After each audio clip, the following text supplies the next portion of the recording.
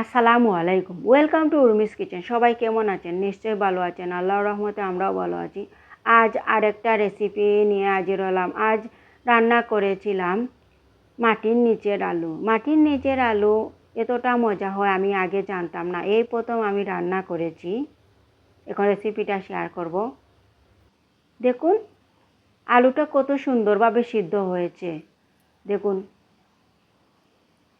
আমি এই প্রথম খেয়েছি, এই প্রথম রান্না করেছি। আর খুব মজা করে খেয়েছি। এতটা স্বাদ এই আলুর মধ্যে, মাটির নিচে আলুর মধ্যে আমি আগে জানতাম না।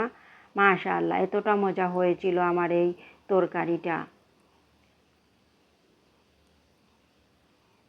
আর কালিয়াড়া মাছ দিয়ে রান্না করেছিলাম।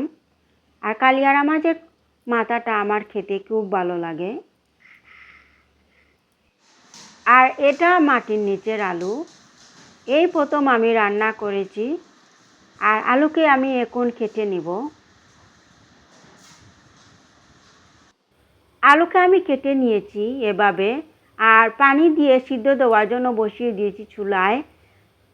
আর বেশি সিদ্ধ দিব না, অল্প করে সিদ্ধ করব।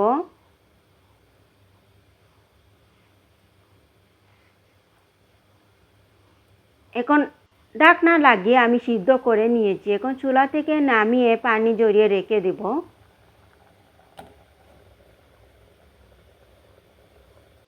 এখন চুলায় পাতিল বসিয়ে দিয়েছি রান্না করার জন্য, আর দিয়েছি তেল।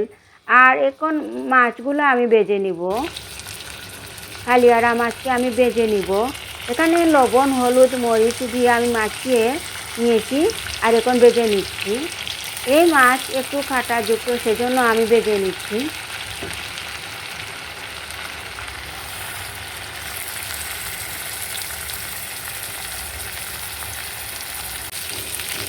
ভাজা হয়ে গিয়েছে, এখন আমি তুলে নিচ্ছি।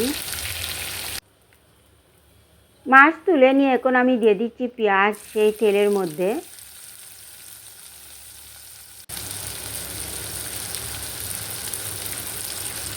আর দিচ্ছি স্বাদ মতো লবণ। এখন নেড়ে চেড়ে পেঁয়াজটাকে ভালো করে ভেজে নিব। পেঁয়াজ কাঁচা থাকলে আসলে তরকারিটা খেতে ভালো লাগে না। পেঁয়াজ যত ভাজা হয় তরকারিটা খেতে আরও খুব ভালো হয়। দেখুন পেঁয়াজটা ভাজা হয়ে গিয়েছে। এখন আমি গুঁড়া মশলা দিব। এখানে দিয়েছি 1 চামচ মরিচের গুঁড়া, 1 চামচ হলুদের গুঁড়া, 1 চামচ ধনিয়ার গুঁড়া, আর একটু পাঁচফোড়ন দিয়েছি। এখন নেড়ে চেড়ে দিচ্ছি মশলা দিয়ে, গুঁড়া মশলা দিয়ে। আর দিচ্ছি একটু পানি যাতে পুড়ে না যায়। পুড়ে গেলে তরকারিটা খেতে ভালো লাগবে না, মশলা পুড়ে গেলে।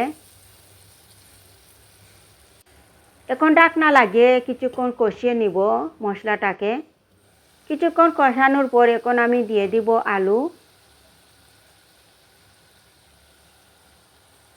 আলুগুলা দিয়ে দিচ্ছি।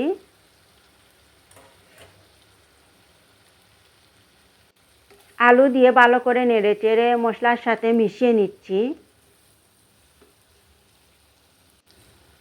মশলার সাথে মিশানো হয়ে গিয়েছে। এখন ঢাকনা লাগিয়ে কিছুক্ষণ রান্না করব যাতে আলুটা কষানো হয়ে যায় কিছুক্ষণ মশলার মধ্যে। কিছুক্ষণ কষিয়ে নিয়েছি। আর এখন দিয়ে দিচ্ছি কাঁচামরিচ। কাঁচামরিচ দিয়ে আরও কিছুক্ষণ কষিয়ে নিচ্ছি। আমার আলুটা কষানো হয়ে গিয়েছে। এখন নেড়ে ছেড়ে দিচ্ছি।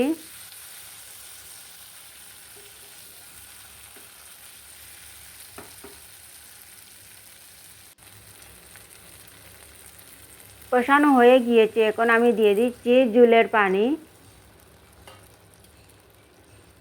ঝোলের পানি দিয়ে নেড়ে চেড়ে দিচ্ছি।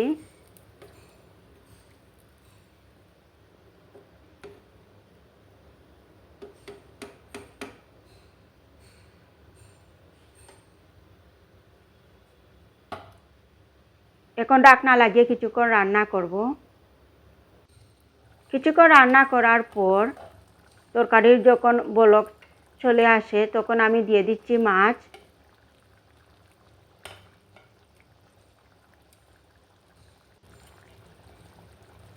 মাছ দিয়ে নেড়ে চেড়ে দিচ্ছি। মাছ দিয়ে নেড়ে চেড়ে দিয়ে এখন ঢাকনা লাগিয়ে আরও কিছুক্ষণ রান্না করব। আর বেশিক্ষণ রান্না করতেও হবে না। কিছুক্ষণ রান্না করার পর এখন আমি দিয়ে দিচ্ছি ধনিয়ার পাতা।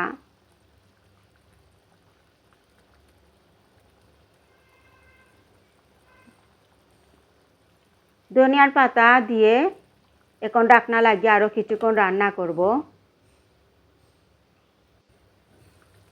ধনিয়ার পাতা দিয়ে কিছুক্ষণ রান্না করে আমি এখন চুলাটা অফ করে নিব। আমার তরকারিটা হয়ে গিয়েছে। মাটির নিচের আলু দিয়ে মাছ দিয়ে